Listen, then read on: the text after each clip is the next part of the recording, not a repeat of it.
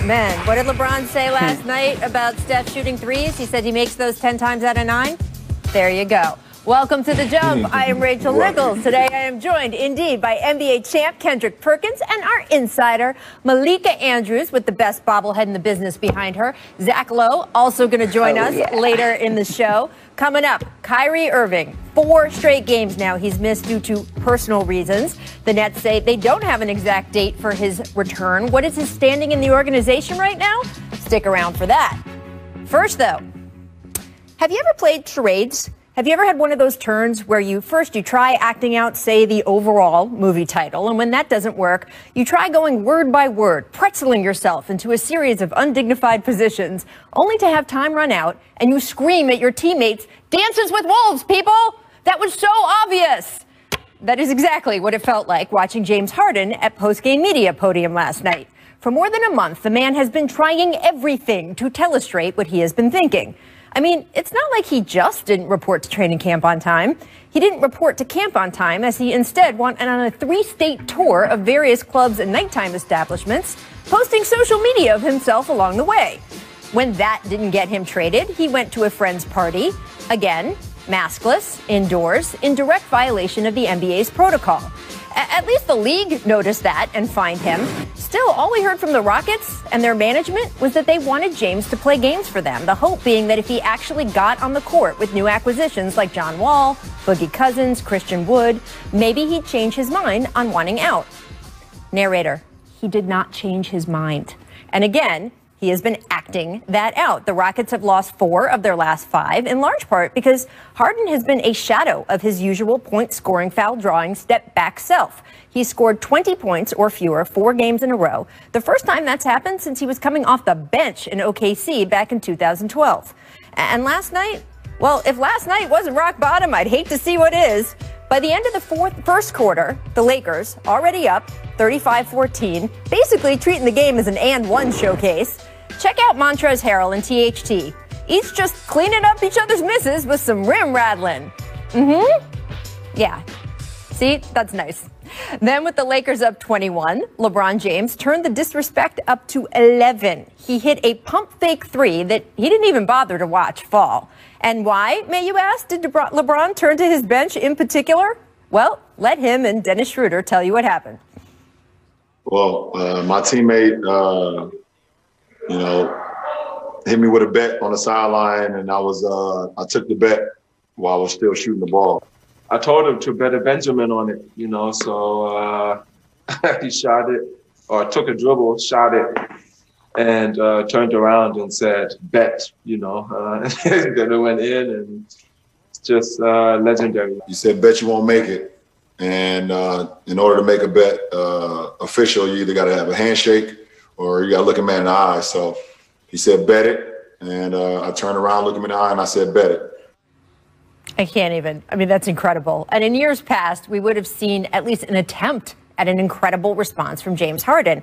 Look, you can say what you want about the style James plays, his ability to be clutch in the playoffs, but you cannot deny that out of the 7.7 billion people on this green earth, he is one of the very, very best at playing the basketball. He is an Iron Man who rarely misses games. He is a walking playoff berth.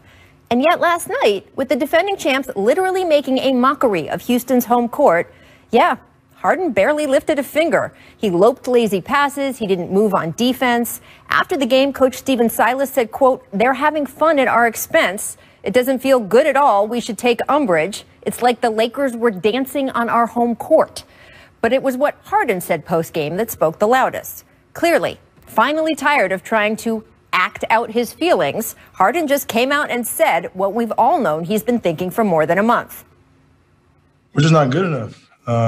We don't obviously chemistry, talent-wise, just everything. And it was clear, I love this city. I literally, have done everything that I can.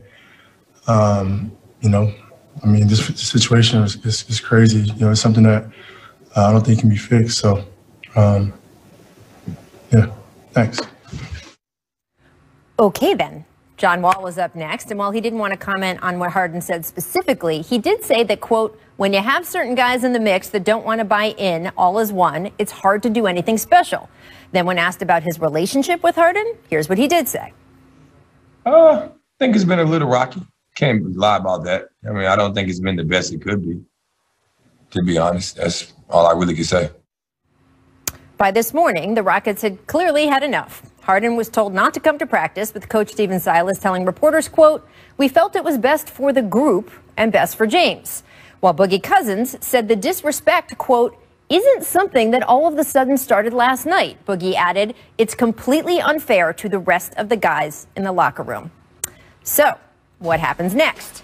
ESPN is reporting the Rockets are in active, serious trade conversations with both Philadelphia and Brooklyn as we speak. So maybe we'll see a Harden deal as soon as today, or maybe it'll be a week or next month. Regardless, it is clear now how this story is going to end. Sounds like James Harden won't be in Houston much longer. So, Perk, where do you think the Rockets go from here?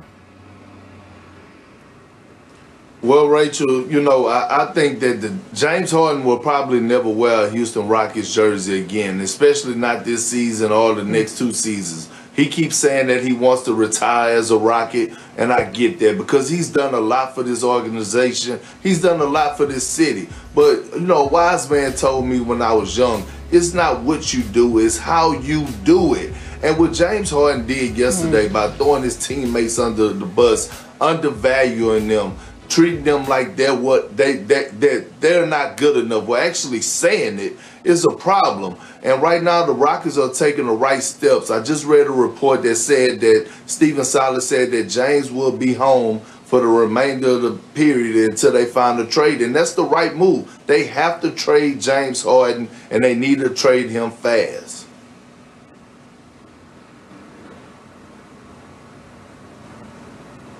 Yeah, I mean, if that wasn't enough, what happened last night, Stephen Silas, when he was asked today whether or not that he thought the situation was reconcilable, he said, I don't know. And that's pretty much as close that coaches come to saying, no, this just isn't going to work out. But what sticks out to me, Rachel and Perk, when I look at what James Harden said last night, it's where is the responsibility on his part for what he's calling, quote, craziness that's going on, whether that's on the court, the statistics that you refer to, Rachel, or whether that's all of the stuff that they've been putting up with that James Harden has been doing off of the court. And if recent history has told us anything about stars that are unhappy in their markets, I'm thinking about Jimmy Butler in Minnesota. I'm thinking about Anthony Davis when he was in New Orleans. Whether or not it gets to be to the point that it is volatile, it doesn't work out. These stars move on. They move forward. Eventually, they get what they want. They tried. The Rockets tried. They asked James Harden to come back. They had a couple of games with him on the court, and it did not work out. The only way that I see this going from here on out, Perk said it, they're headed towards a divorce. Yeah, and it's not just the sort of situation right now that he said it's not working. Malika, how do you see James' self-awareness overall impacting the situation? Well, I think that it's playing a part in it. It's hard when you're listening to John Wall, when you're listening to DeMarcus Cousins, hearing them say that this isn't the first time that the disrespect has shown up. This isn't the first time that they're feeling this way. It's hard to want to go out on the court and be focused on performing as a unit when you have one guy saying that this just isn't good enough. Oh, and by the way, that one guy is your franchise player. That's where the question comes up of whether or not James Harden can put himself into a 20,000-foot position and say, hey, looking down on the situation, I see my role in it. I see how I am impacting my teammates. I see the role that I am playing here, and I need to leave so that they can continue. Right now, it looks like James is putting everything out and not turning the mirrors back in on himself. Perk, where would you rather him go? He's rumored to be going to either Brooklyn or Philadelphia. Where would you rather see him? Well, to be honest with me, I think the best fit for the Rockets is for James to go to Philly because they're going to probably get back Ben Simmons. And James in Philadelphia, along with how Joel Embiid is playing right now, Danny Green is playing awesome, Steph Curry is playing elite basketball, and coached under Doc Rivers, they will be really dangerous in the Eastern Conference, and it will make it that more competitive to the Milwaukee Bucks, to the Brooklyn Nets. The reason that if I'm James, I wouldn't want to go to the Brooklyn Nets, because I don't know what's going on with Kyrie. You go in there to think that you're going to play with Kevin Durant and Kyrie Irving, and then all of a sudden Kyrie Irving, you get in the first round of playoffs and no one hears from him. He's nowhere to be found. So if I'm James, I'm looking at structure, I'm looking at what's going on, and I'm evaluating both of these ball clubs. And right now, Philly looks like the best ball club for him to go to. Well, it's funny you should say that, Perk, because we are going to get back to the Rockets later in the show. But I do want to debut our latest Jump show within a show. Oh, yes. It's Brooklyn's 7-1-1. Yep. We're chronicling the story of the Nets season led by their superstars, Kevin Durant, number 7, Kyrie Irving, number 11. Let's start with KD, who dropped 34 points last night in the Nets win. Ooh. That helped him pass 3 legends of the game, Elgin Baylor, Dwayne Wade, Adrian Dantley on the all-time scoring list. By the way, I just want to point out our control room is really hampered right now. They don't have the right video and graphics coming in, so please, everyone give them a shout out. They're doing a good job. I want to point out Kevin Durant also just shy of a triple-double. As for Kyrie Irving, he missed his 4th straight game due to personal reasons last night. And look, the league is reviewing the video you just saw, him at a family party, to see how recent it is and if it's a violation of COVID protocol. Meanwhile, Nets general manager releasing a statement on Kyrie that read, quote, "We are aware of a video on social media featuring Kyrie Irving at a family gathering. We are reviewing the circumstances, and we are seeing if they determine compliance with the health and safety protocols." Kyrie remains away from the team, and the date of his return yet to be finalized. In the meantime, we will continue to stay focused on organizational goals. And this is the key sentence. Kyrie will have the opportunity to address his absence when he is ready to do so. Translation, we're not going to say it. He's going to have to say it. Meanwhile, when the Nets were playing last night, this photo of Kyrie on a Zoom call for a candidate for the Manhattan District Attorney surfaced. So this call was last night. Malika, you've been covering the Nets. What standing is Kyrie in with the organization right now? The honest answer, Rachel, is I'm not totally sure. And I say that because I read the statement from Sean Marks, too, and that line stood out to me that they are not going to be coming in and speaking on behalf of Kyrie Irving. They are very much leaving this for him to speak on for himself. He needs to answer to where, why, when, how we got to this place. That's not something that the Nets are going to be coming in and saying. And the sentiment that I've heard both on and off the record over and over from players, from coaches, from folks in the front office with the Brooklyn Nets is, we just need to focus on what's going on in this building. We need to focus on what's going on in Barclays Center. And guess what? Kyrie Irving right now is not in Barclays Center. But I'm sure Perk can speak a little bit better to this than I can. If I am a teammate of Kyrie Irving's and I am doing my job, showing up to work every day, at the very least, when Kyrie Irving does come back, there is some sort of explanation that not only should he be giving to reporters so that fans can understand what led to this, but more importantly to his teammates. And the only way, in my mind, for him to continue to have this work, because remember, earlier in the season, when Kyrie Irving was not speaking to reporters, the team said, we're fine with it because he is wonderful to us in practice. He is a leader.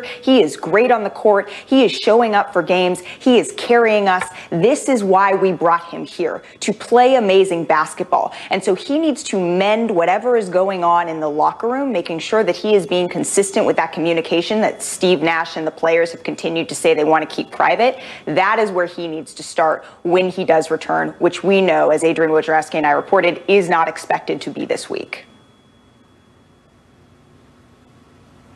And here it is, you right on the money. And they got that old saying, yes, I got my old soul cap on today. Mm-hmm. You made your bed, now you got to lay in it. I love what Sean Marks and the organization of the Nets are doing and saying, no, Kyrie, you have to man up and you have to answer to this. Not only to the media and the outside world, but to your teammates, as just like Malika just said. Because here it is, for the simple fact that you leave, you don't give anybody a warning, you just don't show up to the game, you're not communicating with no one in the front office, no one on the coaching staff, none of your teammates. If I'm a teammate, I feel disrespected. But are we surprised? No, I'm not one bit, because I've been said this about Kyrie. And you know what's the bad part about it? Is that it's so many people in the world today, right? Just think, even in our network, co-workers, great people that lost their jobs because of the pandemic, that are trying to find work, hard-working, everyday people that don't have jobs. Here you are getting paid $35 million to show up to work and play the game of basketball, and you can't do that. Another thing, you are the vice president of the Players Association. So look, that makes the Players Association look bad. You know why? Because you're doing things on your own again, without communicating with others, without telling people that you're supposed to be leading, and just going off and doing your own thing, and it's not a good look. And to be honest with y'all, if I'm the Brooklyn Nets, I'm looking to trade Kyrie Irving right now, because I just never know with this guy. You never know what you're going to get from him. And if you're a contender, a title contender, a team that's trying to win a championship, you definitely don't want someone that's not all in, or may just, disappear in the course of the playoffs and no one can find them. That's just unacceptable. Well, Perk, I can certainly speculate that has crossed the mind of the Nets brass. But as you know, look, Kyrie came with Kevin Durant as a package deal. So if the Nets ever did want to trade Kyrie Irving, they would have to get Kevin Durant's blessing. And at least so far with Kevin's public comments, it certainly doesn't seem that he feels it has reached that threshold. He has been supportive of Kyrie, although he has also made the point Kyrie is going to have to explain all this to you for himself. All right, guys, stick with us. Coming up, LeBron James. We talked about that disrespectful 3 last night. Hopefully we can actually show it to you this time.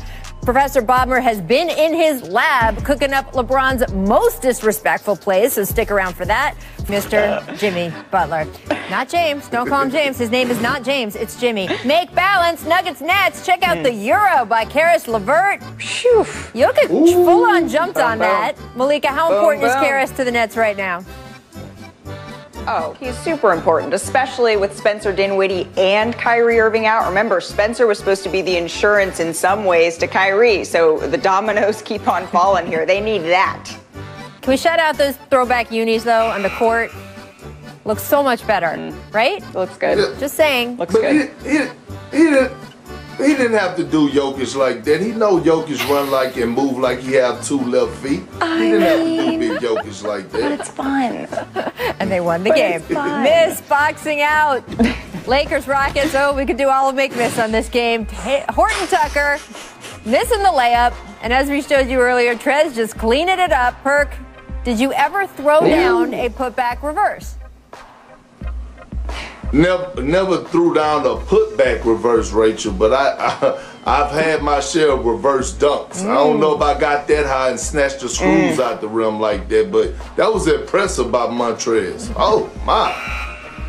Woo. Yeah, he's been a good pickup for them. And then, of course, Taylor went right back and did it for Trez. So, that's teammate. That's love. That's teammate love right there. All right, he's been playing well. Cheers. He's been playing well for them. Long live cheers and jeers. All right, lots of missed dunks in the association last night. John Wall, Draymond, didn't go so well. KCP, we'll get to that in a sec. Perk, what's going on here? Perk, when you're going up for a dunk, is there a don't miss? Does it just become get a little butterfingery here? I always dunk with 2 hands, Rachel, to make sure that I at least could get the ball into the basket. Trying to dunk with 1 and cock it back and get too cocky, this is what happens, especially if you're trying to take off so far. And Malika, when you try to dunk? This is the one time, Rachel, that I can relate to you where I'm just too short. And I'm 5'7". I was going to say, and you're still a good 3 inches taller than me. Yeah, exactly. So sad, I probably can't even comment sad. on this because I would make that look good. My part of the atmosphere here, so short. Missed possessions, Heat down 2 late, no timeouts. Duncan Robinson chucking it at the hoop. That's not Hey, what you want, right? Yeah, and of course, look, purposely missing the free throw, but doing it is quite a, yeah. right. I mean, you got to understand, though, Rachel, Duncan Robinson don't miss. So this kind of foreign to him. So, Trying to miss is really hard, right? Pickup ball, back to Houston. Lakers up huge, and LeBron starts feeling himself. Here's the highlight. Bit of the fancy dribbling, the dish, gets it back, and waits for the defender, and turns to the bench. As we heard, he and Dennis Schroeder had a little bet going on. So, Perk, what is the most disrespectful part of this? Show some class, LeBron James. But the point that the fact that it was a bet and he shot the three, we called that the platinum three-corner shot. That was named by Damon Jones. That's where LeBron James got that from. The platinum three-corner shot. That was totally disrespectful, but I loved every bit of it. in a couple years, it'll just be a highlight. The disrespect will fade away. It'll just be like, did you see that? It's fine. Time to run it back to LeBron's most disrespectful plays. First up, honorable mention, LeBron threw the legs dunk in high school. In 2003. Wow. Woo! All right, let's get to the real deal NBA highlights. Number 5, 2017 playoffs. LeBron spins the ball in front of Serge Ibaka. This is brutal. LeBron is just so disrespectful. Especially during those Cavaliers-Raptors series. All right, 2016 NBA Finals. LeBron blocks Steph, and they let him know about it. Yeah, and Rachel, see, that's what changed the game. That changed the whole series right there. That block shot and talk noise, it gave the Cleveland Cavaliers life. Yes, 2005 Cavs Blazers. LeBron snatching Ruben Patterson's ankles. But this was the video quality in 2005. Sometimes it happens like that. I don't know how my brain didn't process it that way in the moment. Does it make you feel old? But that was a little bit personal. That was a little bit personal because, those old heads thought that they could guard the LeBron, and he just had to show them the real. By the way, Nurk got a little taste of that too right there. That was 2018. Woo! Oh. And number 1, 2013, you know what we're showing here. The alley-oop on Jason Terry. Then the stare. Wow. Then the technical. Yep. You know what this was about, Perk, right? This was unfinished business. Yeah, it is unfinished business. And they set him up good for that. And that's just wrong. That's just wrong. But you know what? I'm not even going to give LeBron props for that. You don't get props for dunking on the PG, okay? Just saying. Jason Terry did a lot of talking during that Mavericks title. He did. LeBron knew what to say back. He did. He got him back. Excellent. It's been so much fun. Malika, thank you so much for joining us today. We will see you at the NBA officially postponing the Hawks-Suns game scheduled for tonight. Jazz Wizards, Magic Celtics, those had previously been postponed as well.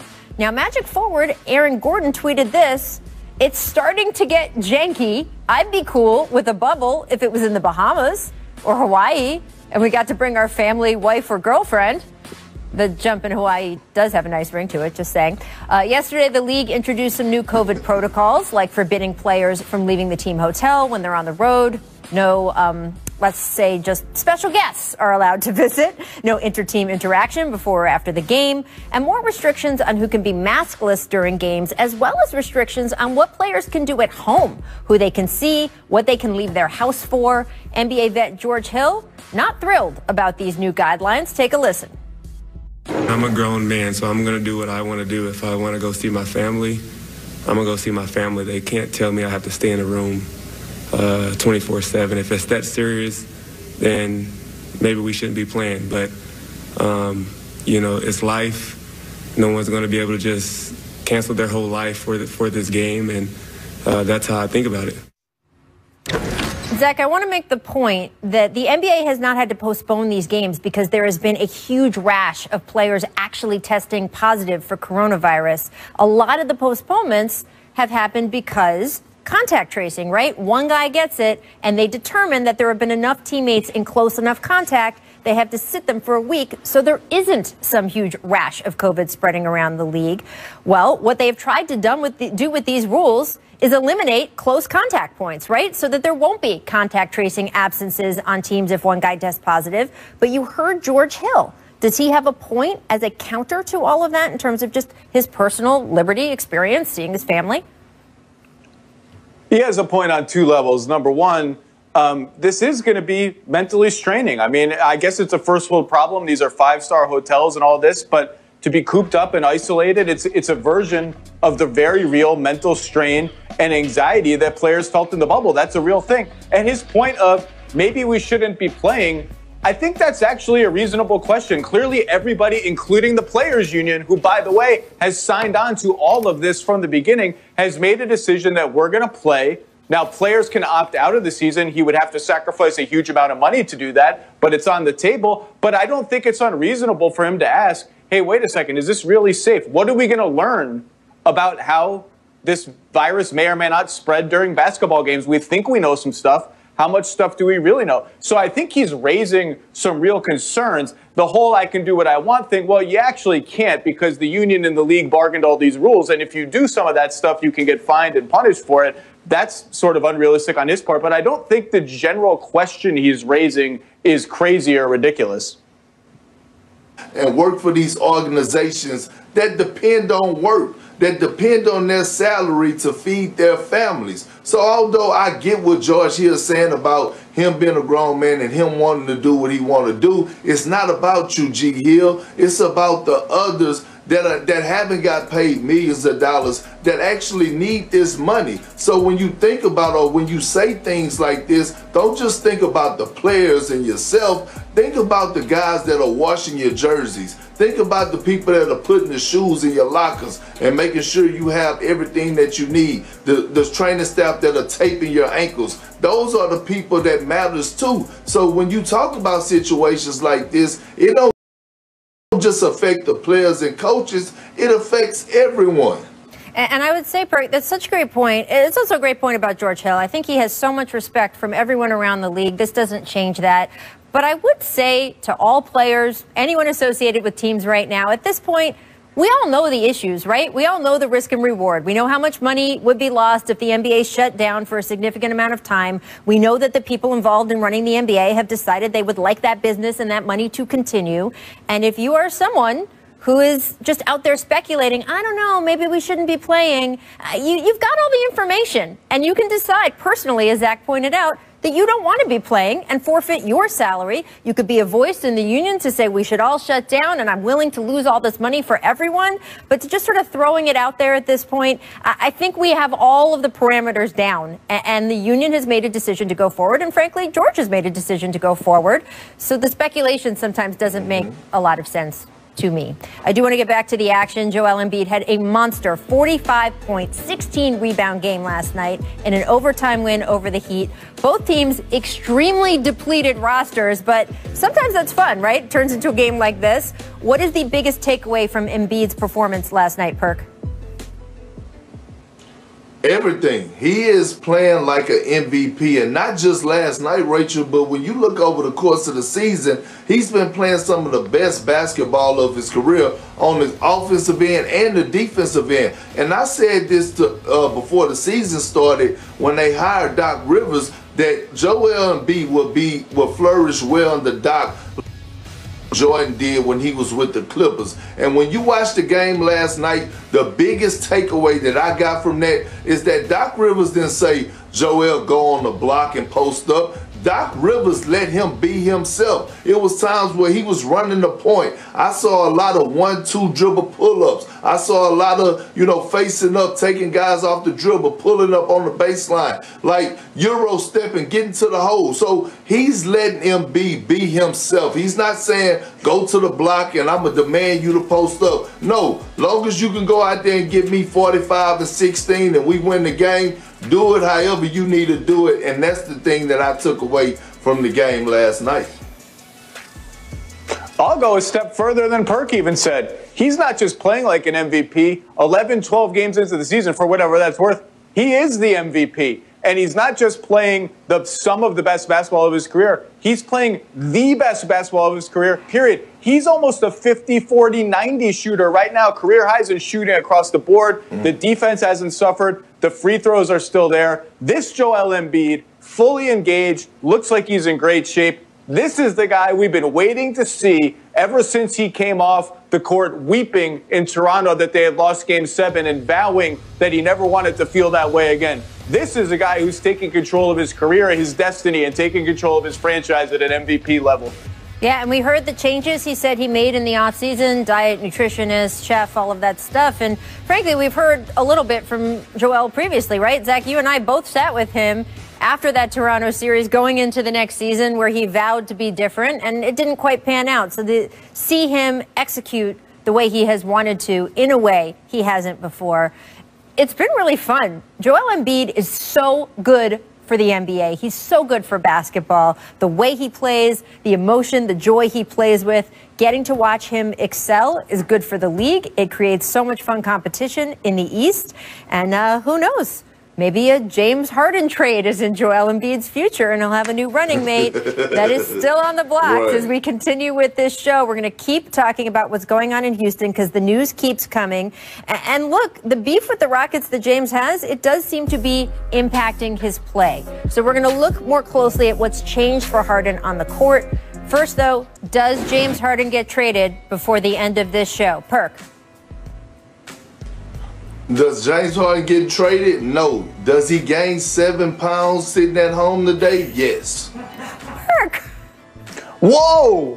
Whoa! Tick, tick, tick, tick, tick. We got 15 minutes. So as much as I would like to give you an exciting answer with 15 minutes, I'm going no, but it looks like it's going to happen soon. Tick, tick, tick, tick, tick. Zach, you're a spoil sport.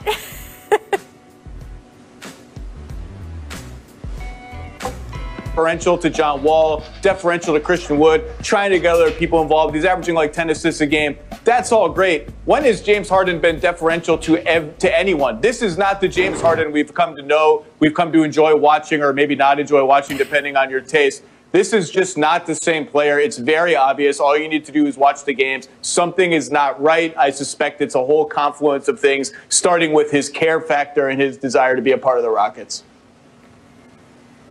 Absolutely. And another thing is, when is the last time James Harden played in the actual system, right? When you look at D'Antoni's style of play up and down, allowing James Harden to get 10 dribbles, a possession to get to the basket or put a guy on the island and isolate him. Well, now you have Coach Stephen Silas actually running sets. He's running sets with his player movement, ball movement, may go to the post from time to time. And James Harden is not used to that. He's already disgruntled and don't want to be there. And one thing that you can always look at and see what's going on and see the temperature is body language. And his body language says it all. It says, I do not want to be here. I saw James Harden at least 6 or 7 times yesterday standing in the corner and not involved in the offense. He don't want to be there. We all know this, and now he's showing that. And that's what's affecting this game.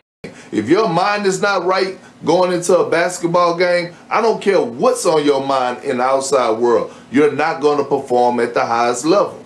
And look, Zach, there's been differing opinions on whether James acting this way and now playing this way is going to affect his trade value. I want to say again, ESPN reporting that Brooklyn and Philadelphia are the lead candidates for a trade. Could happen today, could happen by the end of the day, could happen in the next 5 minutes. Concentration certainly on Philadelphia.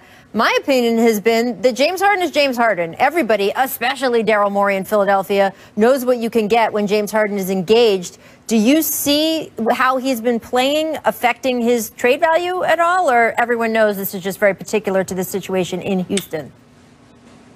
I do, but not with the Sixers. I mean, Simmons for Harden has been the most logical endgame since before all this started, and Brooklyn can offer whatever Brooklyn can offer if they indeed make an offer. I look at the other teams that have been on the fringes of this, your Denvers, Bostons, Portlands, Torontos, et cetera, and a lot of them are looking at this and saying, look, we know if and when somebody trades for James Harden, he's going to be James Harden again. He's going to perk up. He's going to score. He's going to draw contact. He's going to start playing harder. He's going to be who he's always been.